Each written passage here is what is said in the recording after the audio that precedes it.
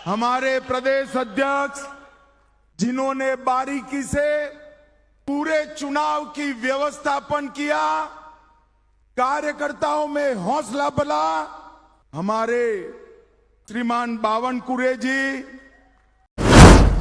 हम बात कर रहे हैं भाजपा के प्रदेश अध्यक्ष चंद्रशेखर बावनकुले की, जिन्होंने न केवल अपनी मेहनत, निष्ठा और ईमानदारी से पार्टी को यहां तक पहुंचाया, बल्कि खुद ने भी एक बेहतरीन मिसाल पेश की।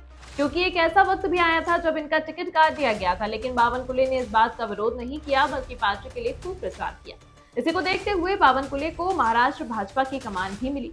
वहीं दूसरी ओर बता दें कि महाराष्ट्र विधानसभा चुनाव 2024 में बीजेपी की ऐतिहासिक जीत हुई, लेकिन उस जीत में भाजपा के प्रदेश अध्यक्ष चंद्रशेखर बावनकुले की क्या भूमिका रही होगी, इस पर कोई सवाल ही खड़ा नहीं होता है। आपको बता दें कि भाजपा की जीत का श्रेय न केवल सीएम देवेंद्र फडणवीस और उनकी कुशल रणनीति को जाता है, बल्कि इस जीत की कहानी में प्रदेश अध्यक्ष चंद्रशेखर बावनकुले की अहम योगदान भी शामिल है। आभार मानतो मी देवेंद्रजीचे आभार मानतो की राज्याचा अध्यक्ष म्हणून देवेंद्रजी आपण सर्वात माझ्या जीवनातलाही एक महत्त्वाचा दिवस आहे। या महाराष्ट्राच्या मंत्रिमंडळात मुख्यमंत्री उपमुख्यमंत्र्यानंतर पहिला मंत्री म्हणून आपण मला शपथ दिली, तोही दिवस माझ्या जीवनातला सर्वात महत्त्वाचा दिवस होता। मी आपल्या सर्वांचे हात जोडून या ठिकाणी आपल्या सर्वांचे आशीर्वाद असेच माझ्यावर ठेवावे असं आपल्याला या ठिकाणी विनंती करतो आणि पुन्हा एकदा आपण माझा सन्मान केला, माझा सत्कार केला, त्याबद्दल सर्वांचे आभार मानून माझे 2 शब्द संपवतो। धन्यवाद। महाराष्ट्र के चाणक्य कहे जाने वाले भाजपा प्रदेश अध्यक्ष और राजस्व मंत्री चंद्रशेखर बावनकुले का आज जन्मदिन है। इस अवसर पर कोराड़ी में स्थित श्री महालक्ष्मी जगदम्बा माता मंदिर में हजारों लोग उनके जन्मदिन पर शुभकामनाएं देने पहुंचे। बता दें कि चंद्रशेखर बावनकुले अपने जन्मदिन पर सुबह से शाम तक कोराड़ी मंदिर में ही रहते हैं। उनकी इस मंदिर में अटूट आस्था है। यही वजह है कि पूरे महाराष्ट्र से भाजपा के कार्यकर्ता, नेता और अन्य लोग अपने प्रिय नेता के जन्मदिन की शुभकामनाएं देने के लिए कोराड़ी मंदिर में आए। इस दौरान लोगों की भारी भीड़ रही। लोगों ने श्री महालक्ष्मी जगदम्बा माता के दर्शन करने के बाद चंद्रशेखर बावनकुले को शुभकामनाएं दी और उनकी लंबी आयु की कामना की। बता दें कि चंद्रशेखर बावनकुले महाराष्ट्र भाजपा के प्रदेश अध्यक्ष है और राजस्व मंत्री भी है। चंद्रशेखर बावनकुले को महाराष्ट्र की राजनीति का चाणक्य भी कहा जाता है। भाजपा के प्रदेश अध्यक्ष चंद्रशेखर बावनकुले ने न केवल अपनी मेहनत, निष्ठा और ईमानदारी से पार्टी को यहां तक पहुंचाया, बल्कि खुद ने भी एक बेहतरीन मिसाल पेश की। क्योंकि एक वक्त ऐसा भी आया था जब बावनकुले का टिकट काट दिया गया था, लेकिन उन्होंने इस बात का विरोध नहीं किया, बल्कि पार्टी के लिए खूब प्रचार किया। इसी को देखते हुए बावनकुले को महाराष्ट्र भाजपा की कमान भी मिली। उन्होंने हर मोर्चे पर अपने आप को साबित किया कि वे भाजपा के प्रति कितने ईमानदार और निष्ठावान नेता हैं।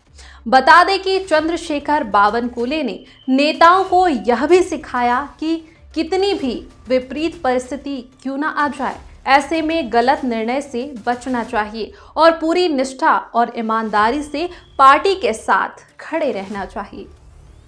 वहीं दूसरी ओर बता दें कि महाराष्ट्र विधानसभा चुनाव 2024 में बीजेपी की ऐतिहासिक जीत हुई, लेकिन इस जीत में भाजपा के प्रदेश अध्यक्ष चंद्रशेखर बावनकुले की अहम भूमिका रही।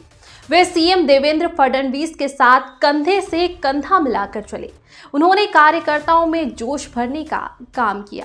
बावनकुले ने इस कदर मेहनत की कि उन्होंने न रात देखी न दिन भाजपा का खूब प्रचार प्रसार किया और महायुति सरकार की योजनाओं को महाराष्ट्र के लोगों को अच्छे से बताया।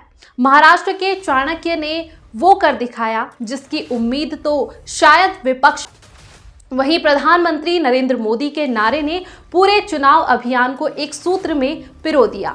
यह सिर्फ एक राजनीतिक बयान नहीं, बल्कि एक भावनात्मक आह्वान था जिसने हिंदुत्व और बीजेपी के समर्थकों को एकजुट किया। बावनकुले प्रधानमंत्री नरेंद्र मोदी और गृह मंत्री अमित शाह के चहेते भी बन गए। बता दें कि चंद्रशेखर बावनकुले ने 2019 में टिकट न मिलने के बावजूद पार्टी से अपनी निष्ठा बनाए रखी। 2023 में प्रदेश अध्यक्ष बनने के बाद उन्होंने ओबीसी समुदाय को पार्टी से जोड़ने के लिए राज्य भर में अनगिनत यात्राएं की। ट्रेन से सफर, हजारों कार्यकर्ताओं से मुलाकात और लगातार बैठकों के माध्यम से उन्होंने एक नई ऊर्जा भरी।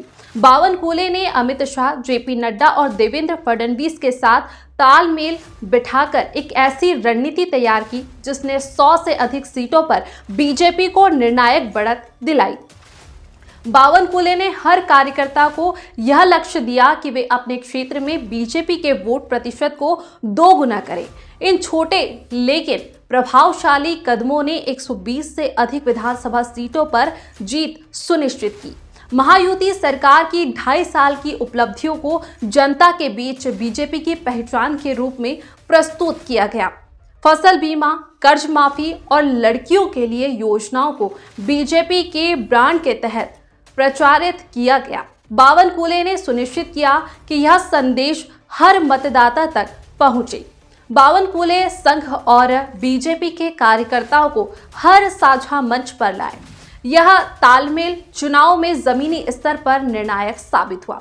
ओबीसी नेता होने के साथ साथ चंद्रशेखर बावनकुले ने अपनी व्यक्तिगत प्रति मेहनत को समर्पण से महाराष्ट्र में बीजेपी को नई पहचान दी।